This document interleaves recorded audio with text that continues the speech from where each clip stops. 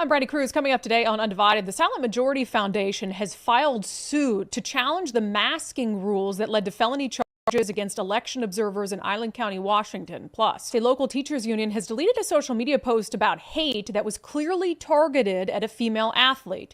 And happy Aromantic Sexual Awareness Week, everyone. And much more coming up today on Undivided. Remember, you can support our show for just $5 a month by signing up at undividedpod.com.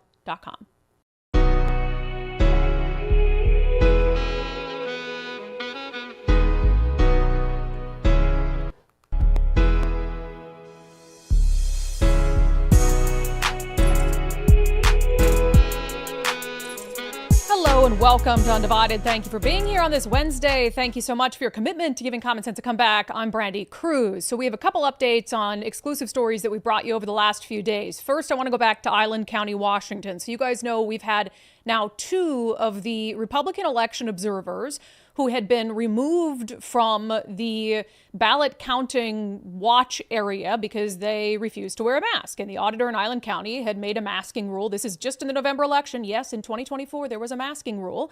And so Tim and Tracy had declined to wear masks, and they were escorted out of that room by law enforcement. And as you know, because we've talked about it on the show, they are now, well, Tim has already been charged with a felony. Tracy has been threatened to be charged with a felony, which is already on its face insane. And then you add in the fact that the prosecutor, Greg Banks, in Island County has a long track record of posting insane things about Republicans and Trump supporters on his social media pages. In fact, he had been called out for it publicly a couple years ago in the news, and now he thinks it's no big deal because, well, I deleted my Facebook account. But in case you need a reminder, he had compared Trump supporters to the KKK.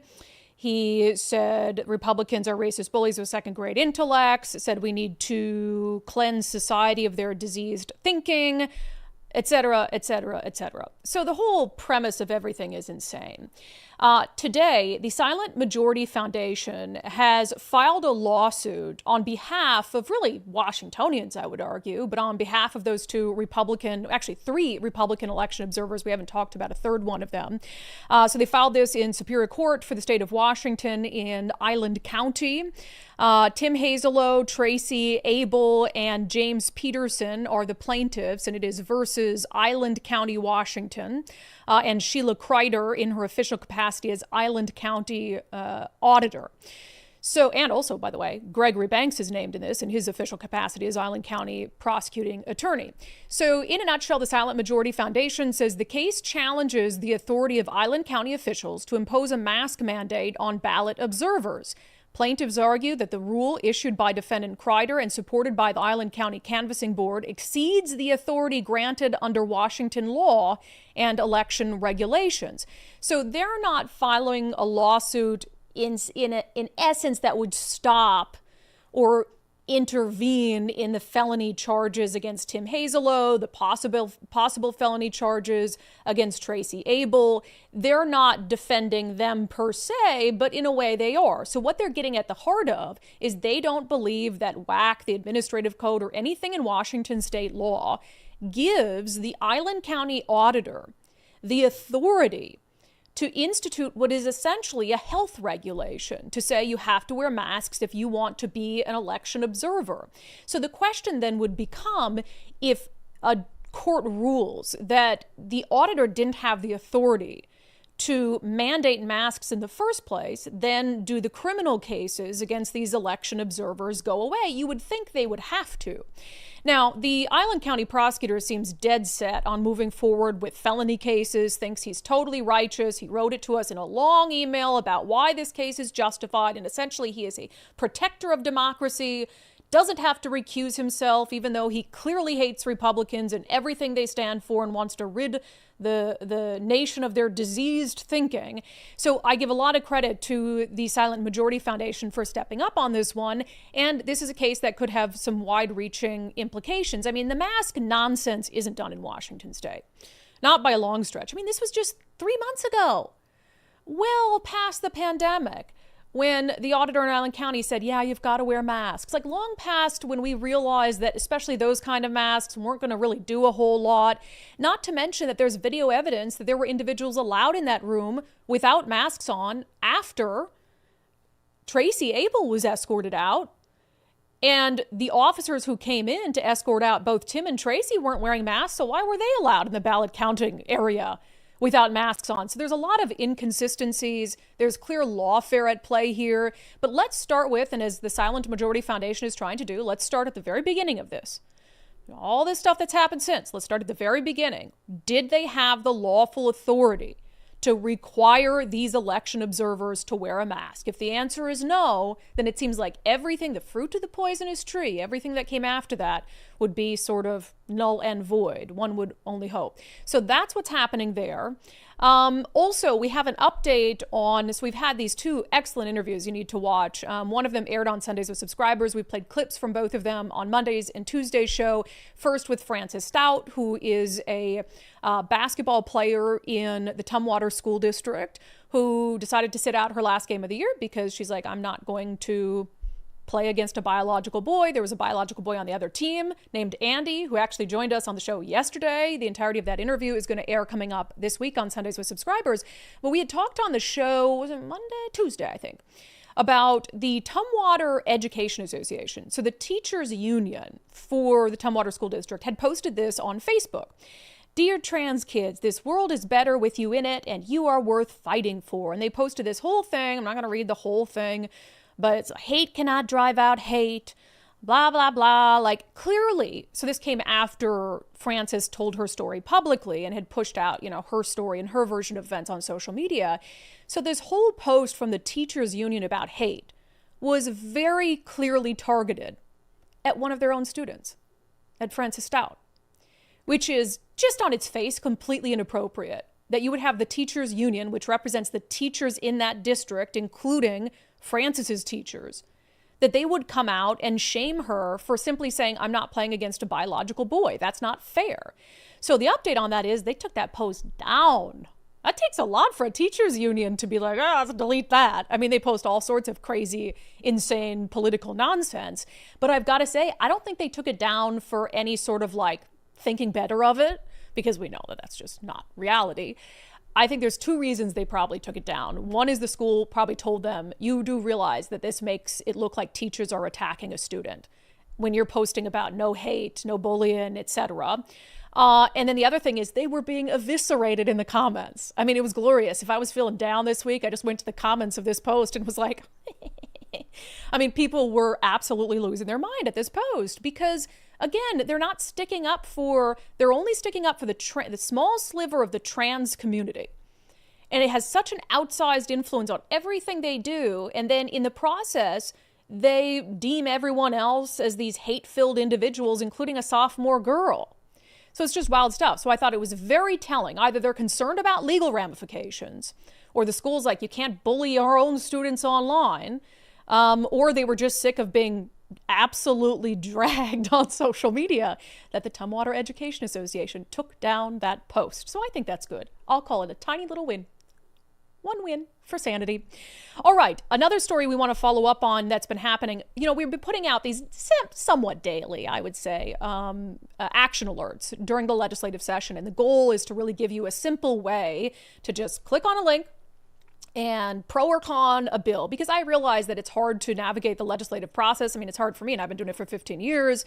And sometimes it's easier if you're just like, okay, what is the bill? And give me a link and I'll click on it. So we've been doing that. And I'll tell you that if you think that it doesn't make a difference, it absolutely does. And I think case in point is the pay-per-mile tax that they're trying to institute. There was like 20,000 people who signed in, and 99.9% of them were opposed to the pay-per-mile tax. So there's two bills on pay-per-mile, Senate Bill 5726 and House Bill 1921. They call it a road usage charge. So their argument being that, hey, you've got more and more people buying electric vehicles, which means they're not paying a gas tax, which means they're not contributing to the transportation fund. So we want to either track every mile they drive through a transponder or have them, show us their odometer every year, and then we'll tax them 2.6 cents per mile that they drive. I mean, it's riddled with problems. It's also, implementation problems. For instance, is the odometer reading going to be monitored? Is it going to be just somebody says, oh yeah, here's where my odometer is at for sure, that's all the miles I drive? How do you track miles driven out of state, not on Washington roads? And also, people don't want a transponder in their vehicle, and that's absolutely where this is heading to. So I will say, and I do think the overwhelming backlash against this policy and all the holes that were poked in it had an impact, because there was a Democratic leadership media availability yesterday. And Lori Jenkins, the Speaker of the House, was asked about this, and she didn't say that the pay per mile proposal is dead, but I've been following her long enough in politics to know, based on the way she worded this, I don't think it's going to go anywhere this session. Here she is. I think will like a final whole package on road usage charge the governor's desk this year? Maybe not, but certainly worth more conversation. I'm very pleased that the Transportation Committee and that the chair is looking at those things. What the bill looks like in the end and where it gets, I don't have a prediction yet, but I am very much appreciate that we're looking into the future instead of focusing, looking at the past. Yeah, it's dead this session. That just doesn't, she doesn't sound optimistic about it. People, I mean, when you got 20,000 people and 99.9% of them are telling you it's a no-go, and when you haven't thought it through because they think through so few things, I really think this is going to end up being a victory. Now, that doesn't mean they're absolutely going to bring it back. And look, at some point, you have to move away from the gas tax.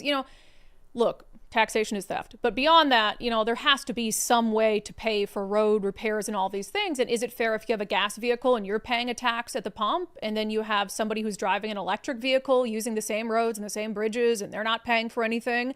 No. But at the same time, you have to come up with a better, first of all, I don't think they'd get rid of the gas tax. And they want to go back and reimburse people who also pay money at the pump, but then also opt into the pay per mile thing.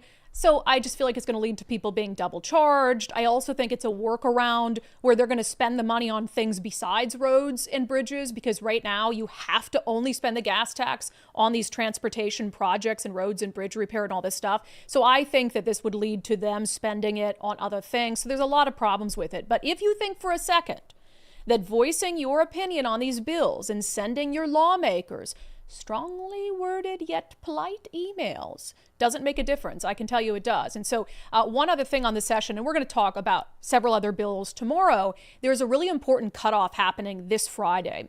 So this Friday, there's various cutoffs throughout the legislative session.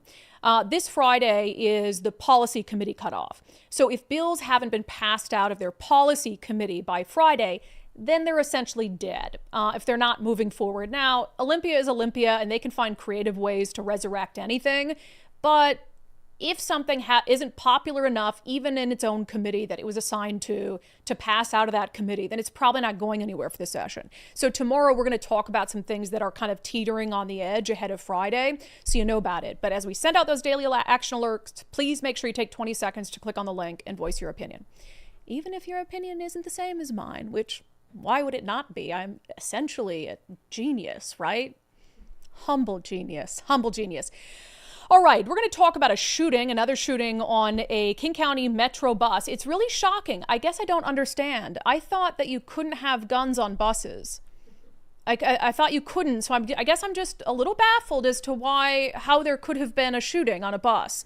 So we have some stuff to work through there. First, I have told you guys over and over, take the First Mark Challenge. Why? We all need insurance. You've got insurance, hopefully. The question is, do you have the right insurance at the right price? Instead of trying to figure that out yourself, because insurance is confusing as hell, have First Mark Insurance look into it for you. So the First Mark Challenge is pretty simple. Basically, they look over your current insurance. You talk to them about your insurance needs. It takes like half hour to an hour on the phone. They go out, they shop the market for you, and they come back with their recommendations. They could say, hey, we can't save you any money, so we're going to turn away your business, but that's just the right thing to do. That's what happened to Michelle. She said, as of this weekend, we took the First Mark Challenge. They couldn't save us any money, but great to know they are saving a lot of people money. We had the best coverage and cost already, so it gave Michelle a little peace of mind. For Eric, it was a much different story. First Mark saved him 30% on his auto policy and 70% on his homeowner's policy. He says, I now tell anyone I know who is dealing with changes to their insurance to give First Mark a call. I did, and I'm truly richer for it. So Join Michelle, Eric, and so many other undivided viewers and listeners. Take the First Mark Challenge today. FirstMarkInsurance.com, FirstMarkInsurance.com. The very best part is they work for you. Okay, again, I'm baffled by this. We have all this gun control that we've passed over the last 5 to 10 years that limit the kind of gun you can buy, that limit, the background and all these things to try to keep guns out of the hands of the wrong people, making it more expensive, more cumbersome to own a firearm, to sell a firearm, limiting magazine size, all of these things. And shootings keep happening. And I'm just like, that's weird, because I swear that all these policies were meant to stop shootings, right? Definitely it's not about punishing law-abiding gun owners. It's 100% about stopping dangerous criminals who actually use guns to commit crimes, right? So this from Como News. 2 injured in shooting aboard a King County Metro bus. Suspects still at large in Tukwila. So a 15-year-old on the bus shot 3 times in the chest. 3 times. To me, whenever I hear that, gangs. I mean, obviously, gangs. So what's also interesting about this is specifically transit stations, bus stops, and by extension, transit vehicles were the subject of a bill last session to limit the ability to carry a firearm or any sort of weapon, which we talked a lot about last session because it just doesn't make any sense. These are some of the most dangerous places in the state when you look at the concentration of shootings and crimes and drug substance abuse issues and mental breakdowns and stuff on buses and on trains. So why would you want to limit the ability of a citizen to be able to defend themselves? And that's essentially what the bill was trying to do, is like, let's strip law-abiding citizens of any ability to defend themselves at one of the most dangerous places that they might go to on any given day. It was Senate Bill 5444. It did pass into law. It was signed by Governor Inslee. Now, it had a little addendum in there. I think they had to add it later on because there was so much blowback that if you have a concealed pistol license, you're still able to conceal carry at a bus stop. Because it's like, well, if you can't have a gun at a bus stop, then you can't have a gun on a bus either, because you got to go to the bus stop to get on the bus, if that makes sense, right? So it said it was an act relating to restricting the possession of weapons, excluding carrying a pistol by a person licensed to carry a concealed pistol on the premises of libraries, zoos, aquariums, and transit facilities. So again, it's just kind of odd. Like, I don't think a 15-year-old or young gang members, and the suspects sound like they're very young teens as well, I don't think that they're legally able to carry a firearm. I know for damn sure they don't have a concealed pistol license. So what on earth were they doing with firearms on a bus? It is truly a mystery. It's a mystery I don't know that I have the wisdom to be able to understand or explain. You know what's interesting? I had Representative Roger Goodman on the show, a month ago or so, and we were debating back and forth about some of the really bad public safety policies that he's pushing through his committee in Olympia that are still alive today. We'll talk about that in a moment. And one of the things I asked him, just an off question at the end of the interview, is basically like, okay, you're doing all these things that inarguably are going to make public safety worse. What are you doing to make public safety better? And our back and forth is kind of relevant to the conversation we're having. What are you focused on to help make our communities safer and hold criminals accountable? Are there any bills like that? Well, it's really in the budget. We're going to be needing to invest in 2 things. One is crisis. Our public spaces are not safe, or they're not perceived to be safe. Yeah. People suffering from behavioral health disorders, rooting through garbage and urinating and lying around, and running afoul of the law, but there's not a lot of criminal intent there. We need massive crisis outreach on the streets. Yeah. That will make people feel safer, which will align with crime rates coming down to below 2019 levels now. So even though crime rates have come down pre-pandemic, people don't feel safe. And so what we need to do is literally clean up the streets and help those people who are suffering from disorders. That's the top priority as far as I'm concerned, because and let law-abiding citizens carry their guns in those places, because you guys are trying to take away our ability to carry a gun to protect ourselves in some of those places. So if you could not do that would be helpful. Okay, I mean, I could give you a bureaucratic response. That's in another committee, although I do sit on that. That's another committee, although I sit on that committee too. And again, it's just like you're saying that your way to make these places safer, and it has been, is to pass laws that restrict the ability to carry firearms and weapons in those places, which would be a great law if criminals followed laws. Criminals don't follow laws. So the only people who are going to abide by those policies are law-abiding gun owners who could use those firearms safely and effectively to protect themselves or to protect other people. I mean, if somebody else had had a gun on that bus, maybe a 15-year-old wouldn't have been shot in the chest 3 times. So it's just wild to me. And I would also note at the time that this is happening and that they're saying, oh, we want to protect, make these transit facilities more safe. Goodness gracious, what are we going to do that? They are also still today, and they're still alive. We'll see where everything's at as of Friday, but they're still pushing those 2 bills we've talked about over and over on the show to take it easy on criminals. And I would note that one of them, House Bill 1178, specifically has 2 provisions that would reduce sentencing enhancements for what? For people who use guns to commit crimes and for gang members. That seems pretty damn relevant to the shooting that happened on the King County Metro bus and to many other shootings that are happening in King County and South King County in particular. So they don't want these things to happen, yet they're quite literally doing exactly what I would do if I wanted more of these things to happen. So you're talking about a clear issue of gang activity. And by the way, a lot of innocent people ride buses. So if you're not concerned about gang-on-gang violence, well, there's a lot of risk for innocent bystanders to be shot and killed on buses when these things happen. But again, it's like if I had to come up with a framework and a plan to increase gang shootings, to increase shootings and homicides, I would carry out the actions that the legislature is carrying out today. I would say, hey, lower sentences for people who use guns to commit crimes. I would say, hey, lower sentences for gang members who recruit younger gang members to commit felony crimes on their behalf, because we know what that does, right? So you're going to have older gang members who continue to recruit minor gang members to commit crimes on their behalf because they know that they're going to get a much, much lighter sentence. And that's what they tell the 15, 16, 17-year-old gang member is, hey, you go shoot this guy on the bus. Because if you're caught and convicted, then you're only going to go to a juvie center till you're 21. Maybe not even that. Who knows? So everything they're doing actually leads to more of these types of shootings, and they want to act like they're the ones who are doing something righteous by banning guns and, oh, we're making our communities more safe and all these things, when they're very clearly making communities and buses and trains less safe. It's a mystery. Criminals don't follow gun laws. It's weird. It's weird. We made a law. The law says you can't have a gun, 15-year-old. Why did you have a gun? It's so, so strange. All right. I have done every crash diet, fad diet known to man. I mean, I think quite literally. Fasting, keto, paleo, starvation. What else have I done? The one where you just drink hot water and a little concoction of lemonade and spices. Wow. I mean, literally everything. Struggled with weight my whole life. The only program that's ever worked for me in the long term is Eastside Weight Loss Clinic. I started my Eastside Weight Loss Clinic journey October 2022. Within 2 months, I'd lost 30 pounds. And I lost 40 pounds total, and they give you some simple lifestyle changes to be able to keep the weight off. I won't name them, but I saw a state lawmaker the other day who did Eastside.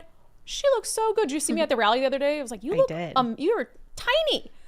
Yeah, she's doing Eastside. I was like, this is good for you, man. Holy smoke. So eastsideweightlossclinic.com. Look, not every weight loss program is right for every person. So schedule a free 15-minute consultation with Dr. Ryan Coogan and his team so they can figure out if it's right for you. eastsideweightlossclinic.com, eastsideweightlossclinic.com. All right. I just want to say, and I, should have made a bigger deal of this at the beginning of the show. I just want to wish everyone out there a very, very happy Aromantic Spectrum Awareness Week. Let's talk about it in our segment, Unbelievable.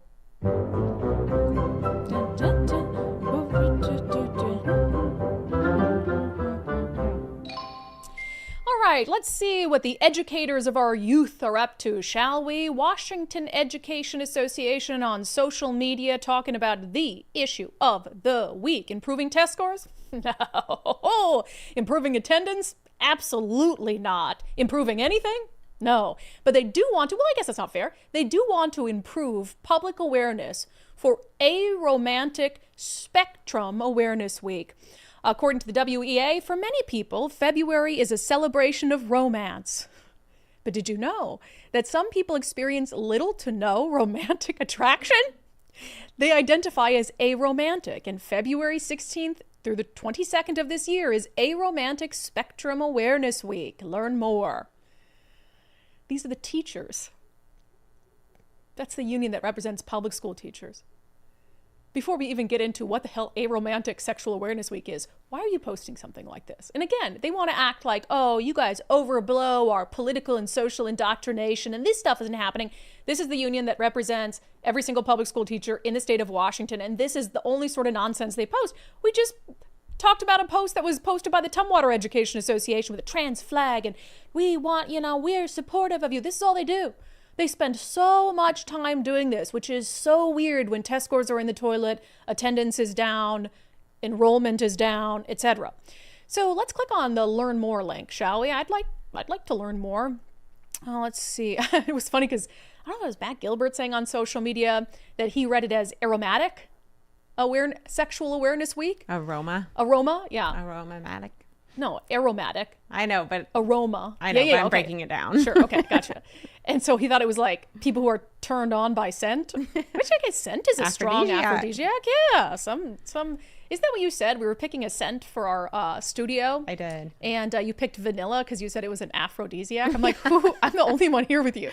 Who are you trying to turn on? Like, I'm not interested, Nicole. For a guest. Are you trying to turn our guests on? Super strange. So this is what that links to.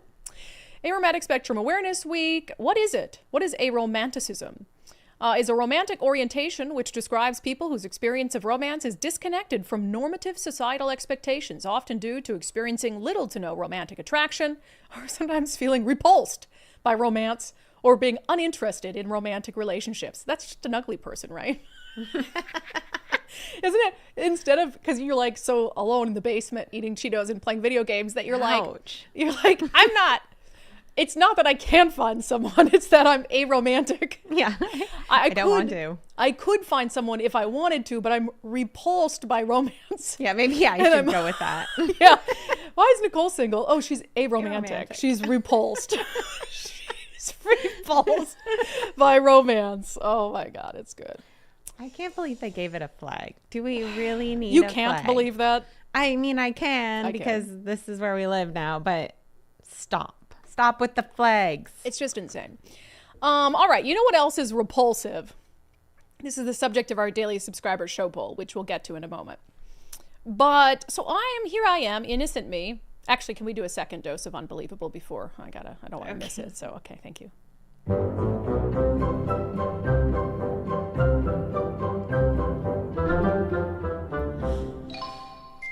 Boop. So here I am on social media, and I've just got on my Facebook only a few pages I follow because I don't want a bunch of nonsense in my timeline. But a couple of the pages I follow have to do with animal rescues, including the Seattle Humane Society. And I pretty frequently will comment on their posts for adoption when they've got like an animal up for adoption because I want to boost it, right? So if I comment on it as a verified page, then more people are going to see it. And I'm like, oh, it's a cute little dog. I love animals and all that. So, and I'll share some of their stuff if they have a dog that's been there for a long time and hasn't been adopted or whatever it is. So I'm scrolling, and this is the day before Valentine's Day. And I come across this post, which explains a Valentine's Day fundraiser that they're going to do at Seattle Humane. Let me read it for you, shall I? Okay. Poops, we did it again. Great. We're raising funds and spreading the love this Valentine's Day by bringing back our holiday specials for your loved ones and others. Sure, you can send your special someone a cute e-card featuring adorable shelter pets for $5, but wouldn't you rather stick it to that ex, you know the one, and put their name in one of our litter boxes? A shelter cat will generously add another special gift for them, so you can pay $25 to have a cat poop in a litter box and then put a little heart next to that piece of poop with the name of someone you don't like, right? Okay, so that's number one. And then it says, our shelter dogs are also standing by, and for a donation of $25 or more, we'll write that not-so-special someone's name on a poop bag and throw it in the nearest trash can or cyber truck we can find. Interesting. So for $25, you can either have a cat crap in a cat bin and put a little thing on it, or you can pay to write the name of someone you don't like on a doggy poop bag, have a dog take a poop at the shelter, pick it up with the poop bag with that person's name on it, and they will, quote, throw it in the nearest trash can or cyber truck. So then, after Valentine's Day, they posted this post. which showed a dog pooping. Great, because they wanted to let people know how their fundraiser went. And in it, there's a guy who does their social media, and he's holding up a bag that says Elon. And they said they got 7 donations with people wanting to put the name Elon on a poop bag, which they kind of asked for, right? When they said, hey, we'll do this and throw it in a trash or in the nearest cyber truck we can find. So they posted these pictures along with this. It would be great for animal shelters to not have to rely on silly fundraising campaigns to keep the lights on. You would think just because of the many ways we show up for pets and the people who love them, the donations would naturally come pouring in. You'd think social media guy would have better things to do on Valentine's Day than follow dogs around waiting for them to defecate. Well, I guess you'd be wrong. Happy Valentine's Day. And it was this video again with him, like with the things with a name on it and saying there were 7 donations for Elon and then the dog pooping, right? So look, I have a sense of humor. Haha, I'm funny. I like funny things, okay? I was so pissed off by this. I genuinely was. Because here the reason is obvious. First of all, in this post, they're complaining they don't get enough donations. That you would think just because all the ways we show up for animals, we'd be flooded with donations, right? And then they proceed to post these things taking like completely unprompted shots at Elon Musk. Like, we'll throw the crap bag in a trash can or in a cyber truck. And then, of course, people bought bags and put Elon on them for $25 and picked up poop with that. And I guess it just bothers me because it's like, and we're going to have your opinions in a second on to whether I just need to chill out and it's not a big deal. But like, animals should be something that unite us. This should not be a political issue to want to get shelter dogs, homes, and all these things. But I'll tell you, even me, and I have a pretty thick skin, I'm like, I'm not sharing your posts anymore. I mean, I'm going to because I love the dogs. But it's like, you're going to alienate conservatives. And I understand conservatives account for maybe 20% of Seattle's population. But you don't think there's conservatives who volunteer or donate money or rescue animals from the Seattle Humane Society? So in a post where you're complaining that you don't get enough donations, you have to do stupid little fundraising shticks like this, you're also simultaneously alienating a big percentage of people who would give you donations, who are giving you donations, who volunteer and adopt animals. It just seems so ridiculous to me. It's like everything has to be political. So I asked you guys in our daily subscriber show poll on Patreon, Locals, and X about this Valentine's Day fundraiser. I said, what do you think? The options are, it's fun, calm down, Brandi. Or I agree, leave politics out of it. Nicole, what do you have for me? Oh, I say leave politics out of it. However, I'm not surprised that this came from a Seattle facility, right? Because yes. you're just looking for anything, like read the room, and they did. That's all anybody is talking about in Seattle, right? But so they think they'll get more donations by just hating on conservatives in Seattle, right? But at the same time, what bothers me the most is the picture of the dog crapping. I don't like pictures of dogs crapping because I think it's very invasive and rude to the dog, who comes across very, vulnerable, and it's very inappropriate. I don't like it. I mean, would you like somebody to take a picture of you? No. I mean, I know you don't do that, but because we're ladies. But I agree with you. Why would you do that? Why would you do that? I don't like it. The calendars people do. No, stop. That's so mean. These dogs who look all, tough and mean and are trying to protect you. And then you take pictures of them in their most vulnerable position. And that's not the picture that's going to get a dog adopted. That's just going to remind people that, God, dogs poop everywhere and I don't want to adopt them. So what's the deal? Let me read some of your responses. It's fun, calm down, Brandi, or I agree, leave politics out of it. Let me see. Rick says, animal shelters have a hard enough time getting support. Why would you risk alienating people over politics? See, I agree. Wanna Move Mama says, we lost all respect for Seattle Humane Society decades ago. They repeatedly showed their far left liberalism. We prefer to support the more conservative rescue group. And I get that, but it's not the animal's fault. And that's the thing is I don't want people to stop donating to Seattle Humane Society or stop adopting animals. I just want Seattle Humane Society to realize this is stupid. And there's no reason to alienate anyone when it comes to rescuing animals. Big Mike says, wait, there are conservatives in Seattle? Huh, learn something new every day. To which E responds, not funny. There are independents in Seattle, a lot of us actually, that think for ourselves and don't bow down to a label. We are humans, not soup cans.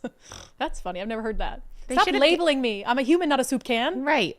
I think you should, they they could have done an Elon one and then, you know, I don't know, a Biden one or a Kamala one, or I don't know, something like even it out. Well, I think that's an important detail.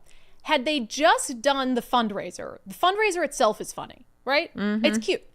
And then people just happen to pay $25 to write Trump or Elon on the bag. Right. Then that's just what people chose, because you could choose any name you wanted. But it's before the fundraiser, them saying, and then we'll throw it in a Cybertruck. So clearly they wanted it to be sort of a political They knew type how thing. it was going to go. They knew what they were doing. George says, can progressives do anything without personal attacks? No.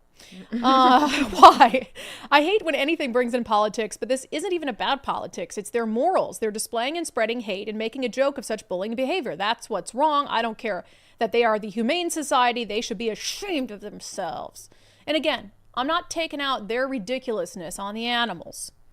Maybe I'll make a donation and I'll say for the animals, not for you losers. I want to know who on their staff has a Cybertruck. Why do you think that somebody on their staff has a Cybertruck? Whose Cybertruck are they throwing the They poop said in? they said Are they going to throw it at a Cybertruck? they said or the nearest trash can or Cybertruck we can find. Oh, we can find. I mean, I think it's a joke. I think they're probably just throwing it in the trash. I hope somebody in the neighborhood didn't find a bunch of dog craps with the name Elon on it in a Cybertruck. But anyway, so most of you agree with me. Leave politics out of it, although there's roughly 10% who say, it's fun, calm down, Brandi. I'll never calm down. I'll never calm down. The show wouldn't be fun if I were calm. And actually, you don't want to see me calm, because calm is serious and calm is scary. All right, unbelievable. Truth. Calm is serious. True. It's like if you have kids and it's quiet in the house, it's like terrifying, right? That's what I always hear from my friends who have kids. It's like, that's too quiet. Too quiet. Yeah, you don't want to see me quiet and calm. All right, we'll get to national news coming up next, including some organs about to be a third of the size it is right now. First, if you're thinking about selling your home, but you're wondering kind of how is the market looking right now, so you might think the market is slow, but in reality, and it is a little slow, it's actually a pretty good time to list your home because the real issue is low inventory, not low buyer demand. There's still a ton of buyer demand out there. There's just not a lot of homes to choose from, and that's good if you're a home seller, because homes that do hit the market are selling quickly, and there's so many limited options that if they find a good one that's been prepared for sale, like Wes Jones and his team do, come in, do some cosmetic upgrades, they're going to jump all over that. And the spring market is already kicking off. So listing now allows sellers to get ahead of the increased competition that we'll see coming up later this spring. And in reality, February, March, May, those are the top months of the year to list a home. So, and of course, properly prepared listing, if it's priced correctly, those are the ones that are performing the best. So reach out to our friend Wes Jones, sellwithwes.com, sellwithwes.com. We can go over sort of what the market is doing in your area, give you a free market analysis, and then talk about what he would want to do with your home or to your home to make sure it sells for top dollar. Sellwithwes.com, a better way to sell your home. All right, let's escape the insanity of Washington State and go just a couple hundred miles away to the insanity of Oregon. We have a lot of dumb bills this session. We have a lot of dangerous bills this session. But I gotta say, this bill out of Oregon probably trumps all of them. This is House Resolution 3, and the only intent of it is so the state of Oregon honors black drag queens. Oh yes, you heard that correctly. Nicole, I like the picture you selected for this one. Is that a black drag queen? I think so. I believe so. Yes, it says, Whereas that's what came up in Adobe. Oregon has a rich tradition of building, supporting, and celebrating LGBTQ communities, and the black drag community in Portland is among the most vibrant and storied in the entire nation. Whereas Portland's black drag community is deeply rooted in an illustrious history of fantasy, and members of the community helped build the foundations of what will become known as the international court system by recognizing queens of community organized events as far back as 1958.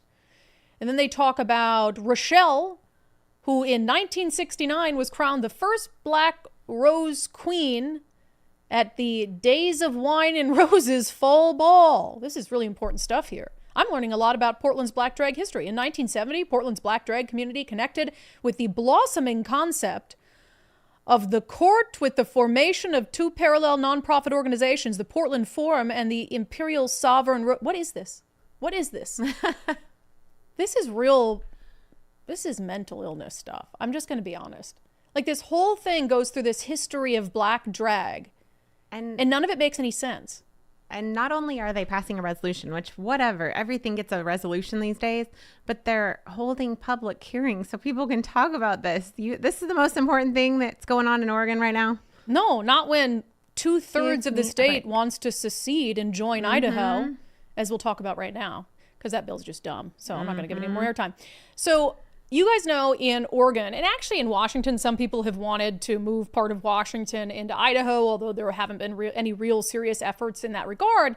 In Oregon, I would say they're taking that concept a little more seriously. Like there's a whole, Nicole was navigating this, what is the Greater Idaho Movement website, which I'm also, does Idaho want them? I think we could talk about that in a moment. But so there's all these counties that want to, so if you're watching, the graphic is, so you look at the current makeup, Idaho in red, Oregon in blue. The proposed makeup would take like 2/3 of Idaho or 2/3 of Oregon into Idaho. So Idaho would become just this massive state. And then you have a bunch of counties that have already passed measures saying they want to secede from Oregon and join Idaho. And actually, I was surprised, and it's kind of similar in Washington state, isn't it? Most of Oregon is red. When you look at the presidential election results, like all but 1, 2, 3, 4, 5, 6, 7, 8, 9, 10, 11 counties, all but 11 counties in Oregon, around Portland and stuff, are red. So a lot of them are just sick and tired of the nonsense, and they're sick of Portland dictating everything that's happening. So it's a very similar feeling to what we have. So there is a bill in the Oregon State Legislature, Oregon House Bill 3488, which would create a Move Oregon to Idaho task force. So it would actually set it up, because you can have counties that individually vote to secede, but there's essentially not a legal mechanism for them to actually do so. So the idea, I guess, being, and they would call it Greater Idaho instead of just Idaho, it would be Greater Idaho. The idea would be that this is a task force that actually looks at this whole concept and whether it's actually something that can be done. It says it establishes the Move Oregon Idaho Border Task Force to document the state and federal legal and legislative processes that must take place to relocate the Oregon and Idaho state boundaries to include specified Oregon counties in Idaho, the ones that have voted to secede, directs the task force to study and document the impacts of the proposed relocation on residents, businesses, and other specified entities. So the one thing I would say about this, and Nicole, can you go back to the graphic that has the proposed Greater Idaho boundaries? Because what would they do, like the counties that haven't voted to secede? Like you see that little tiny looking little blob one up in the upper left that has voted to secede? Like, could you take that and then the shape of Idaho would be really weird, or do you just have to cut them out? Because unfortunately, they're surrounded by counties that didn't vote to secede. So that would be strange. I don't know what they do with that little guy. In the Trump map, you'll see some of those counties that voted blue seem to have also passed a measure. No, that's not true. No. Right. Wait, where? No, you Okay. made that up. You made that I up. did. Take that back. Take that back. Right here. No. Okay, voted for Trump, and you can see there's just these blue ones left, right over here, and this. Oh, I guess that's the Idaho Nicole, blue. it's Okay, not true. never mind. But one of the things I would say, and I'm just going to be honest, and this is something a sentiment that progressives in Seattle say all the time, is like, for all the hand wringing over Seattle rules the day and everything Seattle wants goes, Seattle and King County provide a lot of the money that the rest of the state uses to fund things. And that is true. I mean, they have an outsized number of the percentage of the population. And so they have an outsized amount of revenue coming in, et cetera. And some of that gets spread to all the other red counties that despise King County. So my question on that, Nicole, if you can go back to that, is if you were to take all those rural counties that are small, that are sparsely populated, that don't really bring a lot economically with them, then Idaho, I mean, they'd get all these counties, but would they get the money to be able to support all the people in those counties? Would it be enough? Because then you have, you know what I mean? Because Idaho has the same situation. It's usually like 1 or 2 counties that really are the economic engines for the entire state. So I want to know what Idaho thinks, because I'm not sure Idaho has the economy that could prop up getting like 25 or so new counties from Oregon who aren't big economic drivers in the first place, if we want to talk about it seriously. So I don't know. And then especially if half Washington wants to join Idaho, then they have no money left. This might be a good Sunday show topic. You know, it might look be. into it. Okay, we'll have to have somebody from the Greater Idaho movement on the show to talk about all of it. All right, we are going to get to comments in our closing sanity check. For the love of God, the most cringeworthy clip I have seen from a politician in a very long time. First, Zach Abraham and his team at Bulwark Capital, which, by the way, don't miss episode 2 of Doge Watch with Zach Abraham and I coming out tonight. It's going to be a very good one. But Zach Abraham and his team at Bulwark Capital are having their next free live webinar Thursday, March 20th. So it's 3:30 p.m. Pacific time. You can sign up totally free, knowyourriskradio.com. So this is his first 100 days webinar. So he's going to cover all the rapid changes in the first 100 days of the Trump administration, how they could impact your retirement portfolio. They'll do a longer term outlook for all of 2025, and they'll do a full reveal of how Bulwark is always looking for opportunities to lower risk, lower cost, give your retirement as much upside as possible. So run your retirement portfolio through a Department of Retirement Efficiency. So sign up for their webinar Thursday, March 20th, 3:30 p.m. Pacific time, totally free. knowyourriskradio.com. knowyourriskradio.com. Okay, let's get to some comments, shall we? Baron of Gray Matter, $5 super chat. Washington GOP needs a complete overhaul. They need to focus on killing mail-in ballots. The current leadership thinks it's 1982 and the left has ethics. I just disagree. I don't think that focusing on trying to kill mail-in balloting is going to be a winning proposition in the foreseeable future, especially if you're going to start in King County. Now, I don't know if the results would be different if it were in-person voting. It seems like Republicans, to me, like to use that as an excuse for why they're not resonating with voters. And let's just be honest, Republicans have no bench. Couldn't tell you right now who's going to run as a Republican for governor in 2028. Could not tell you if there's anyone even remotely electable. They have no bench. They are not great at organizing, although I think they've been trying to get a little bit better at that. And you still have this infighting that just tears the party apart. I mean, how many crazy, angry birds from semi-bird supporters still attack me on social media on every single day. Like, we're not listening to Brandi. It's okay. Like, okay, I'm one of the only people in the media who even gives Republicans a fair shot. So if you want to alienate me, fine. So I think there's a lot of problems with the Republican Party in the state that aren't going to be fixed by changing mail-in voting to in-person voting. And I don't think statewide there's an appetite to do that. I mean, I like mail-in voting. I'm also not going to abuse it. So I get the concern, but I just think I honestly think it's kind of a lazy excuse. We're not winning because of mail-in voting. I think there's a lot of reasons Republicans aren't winning in the state of Washington. So maybe think about focusing on some other things first. B. Larson, $10 super chat. Here's a thought. How about you lawmakers figure out a way to spend our tax dollars more responsibly instead of just screaming and demanding more money? Grow the F up. I agree. We're going to have a segment on the show tomorrow. So there's a Washington Doge that has some volunteers on social media that are digging up all these crazy things that your tax money has been spent on. There are some nuts things in there that I had to see to believe. So we're going to do a whole segment on it tomorrow to talk about Doge and what they're uncovering. One of them was, I talked about this with Zach Abraham on the first episode of Doge Watch, how one of the things they're uncovering nationally, all these tax dollars that are being spent on subscriptions to entities like Associated Press and Politico, which I'm sort of okay with some of that. But in Washington state, there's 6 figures being spent on Politico subscriptions. Why do state bureaucrats need government taxpayer-paid subscriptions to a national entity, Politico? I get a little bit of that if it's like the Seattle Times or whatever it is, because if you're working in areas where you need access to stories that are being done in the media on your policy, I get it. But Politico? That doesn't make any sense. That is strange. Sandy Johnson Fleck, my dad used to say, locks keep the honest people out. I think the same reasoning can apply to guns. Oh, 100%. Yeah, you're just hurting our ability to be able to defend ourselves from increasing crime, increasing shootings, and all of these things. Michelle, sadly, I believe our political class wants chaos on our streets to keep people from venturing out and seeing the truth. Yeah, or just to have control over us. I really think at this point the public safety thing is intentional because they want you crawling to the government for help. And yes, take more money from us. Oh my God, we feel so unsafe. So yes, raise our taxes so that we can feel safe. The government wants you to come to them for everything, including a sense of safety and security. So they're going to erode your sense of safety and security. They're going to take away your ability to protect yourself and your family, and you'll have no other recourse than to go to the government.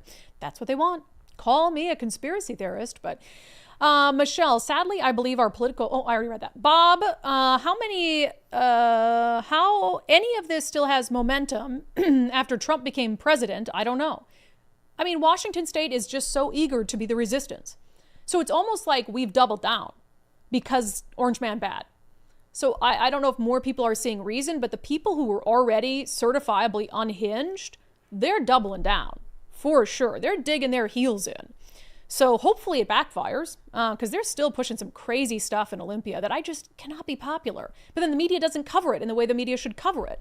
And so then they get away with it and they think people like it just because there was no pushback to it, but the media didn't cover it in the first place.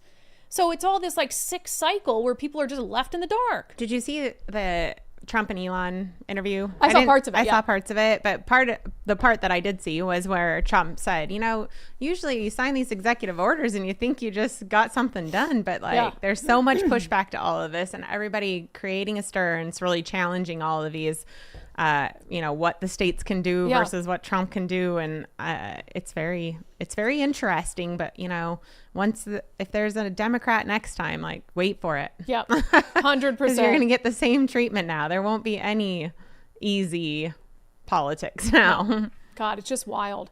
Let's see. Sarah D loves Jesus. That's a good screen name. It all sounds good to move to Idaho. Trump, we need some help. Let's do it.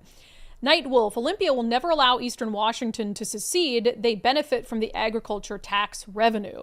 Yeah, I don't know if any of this will ever be allowed, but I mean, it's kind of a nice idea. Like, people talk about leaving Washington State, but there's so many reasons to stay. It's so beautiful here. You have friends and family. But what if you didn't have to move?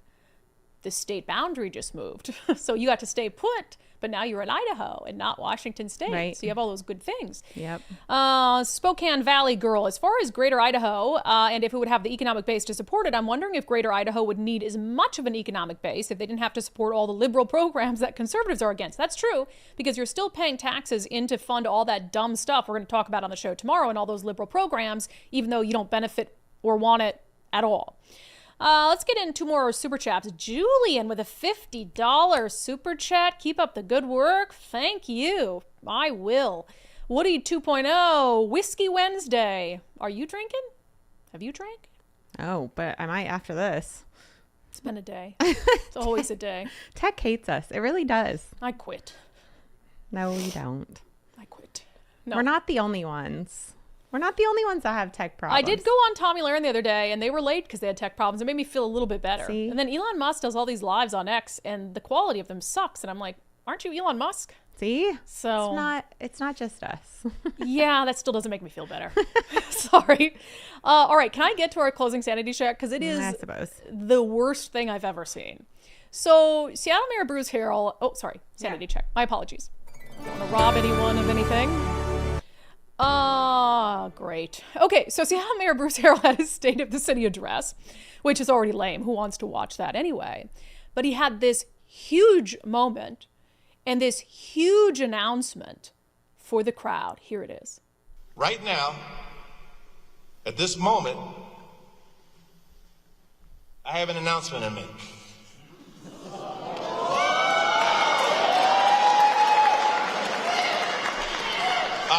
I'm just kidding. I So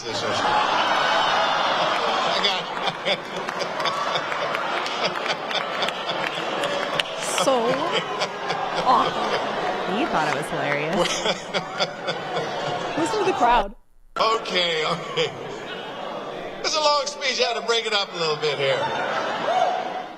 Oh my God. Clearly, talking about getting the Sonics back, he wanted them to believe that he was taking out a basketball because the Sonics were coming back. Who approved that stunt? They had to be like, get a basketball. Oh, is my basketball on the podium? And I'm going to pull it out and be like, oh my God, the crowd was so pissed. I watched the beginning of it, and he looks to make sure the basketball's there because he was so excited. I mean, to think that that's a good joke of any kind, No. oh my God, is literally mortifying. Like, read the room. And again, I have a sense of humor, but people want the Sonics back so bad, and they've actually been working toward it. So you better have an announcement forthcoming that the Sonics are coming back, and that was just sort of premature. People are eviscerating him online over this. It was just, some people don't have the best sense of humor. It's just bad. Well, the state of the cities don't get enough attention these days. Well, so yeah, maybe he's just got like, a little hey, attention. I guess maybe he thinks people watch my speech if they see this. But yeah, he's being absolutely eviscerated online. Not good. So that has been our sanity check for today. That has been, are we on time? Holy smokes. When's the last time we had an episode end on time? Oh, it's probably been like 6 months. Yep. You're welcome on this hump day. That has been today's hump day episode of Undivided. Maybe I'll donate to Seattle Humane just to tell them, hey, I love the dogs. I just want you to stop. No, they got donations that way, so you can donate to, a Bellevue one or I'll buy a poop bag and I'll write Turd Ferguson on it. You'll buy one. Don't you have them? And you can just take Lucky for a walk? I'll donate $25 to them and make them write Turd Ferguson on the poop bag. All right. If you haven't signed up to support our show already, you can do it for $5 a month. undividedpod.com, undividedpod.com, and we'll subscribe and I'll pick up my dog's poop with whatever name you want to write on their poop bags. There you go. So I'm not actually going to do that, but, it's a nice thought. All right. See you tomorrow for a final live show of the week.